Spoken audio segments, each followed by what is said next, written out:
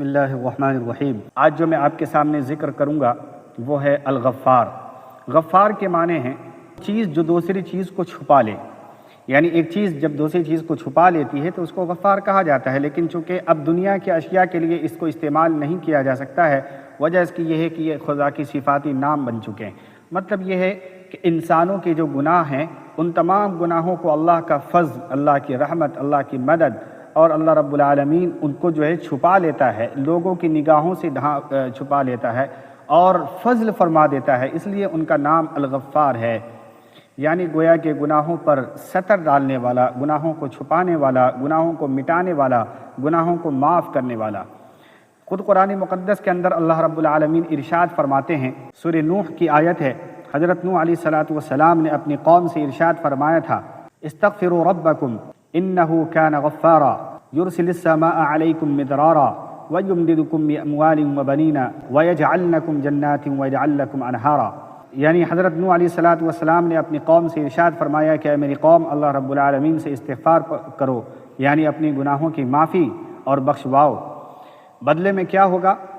بدلے میں اللہ رب العالمین تمہیں مال و اولاد دے گا، بارش عطا فرمائے گا، باغات دے گا، نہریں دے گا اور بیش بہا قیمتی نعمتیں اللہ رب العالمین آپ کو عطا فرمائے گا، کیونکہ اللہ رب العالمین غفار ہے۔ وہ گناہ جو انسان کرتا ہے اور اس کے بعد اللہ سے رجوع کرتا ہے تو ان تمام گناہوں کو معاف فرما دیتا ہے، اس لیے الغفار نام اللہ کی خصوصیت ہے۔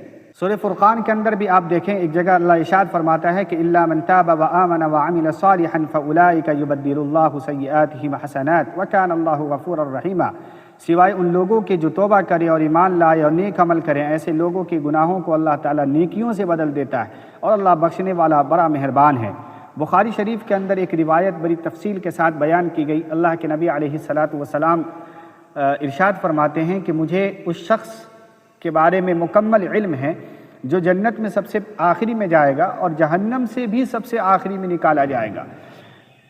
پھر آپ نے وضاحت کرتے ہوئے فرمایا کہ وہ شخص ہوگا کہ جب اللہ رب العالمین کے سامنے اس کی پیشی ہوگی تو اللہ رب العالمین ان کے چھوٹے چھوٹے گناہوں کو بتائے گا کہ تم نے یہ کیا، یہ کیا، یہ کیا، فلاں گناہ کیا۔ ابھی بڑے گناہوں کا دفتر کھولا نہیں ہوگا، یعنی بڑے گناہ جو ابھی پینڈنگ میں ہوں گے، رکھے ہوئے ہوں گے۔ اس بندے سے پوچھا جائے گا کہ کیا میں جو گنا رہا ہوں کہ تم نے یہ کیا، کیا یہ صحیح بات ہے کہ تم نے دنیا کے اندر یہ فلاں گناہ کیے؟ اب چونکہ وہ بندہ ان تمام چیزوں پر اس بات میں ہاں کہے گا کہ بالکل میں نے ایسا کیا ہے، ظاہر بات ہے کہ انکار کی کوئی گنجائش نہیں ہوگی۔ لہٰذا یہ مرحلہ چلتے چلتے اللہ رب العالمین فرمائیں گے کہ جا، میں نے تجھے معاف کر دیا۔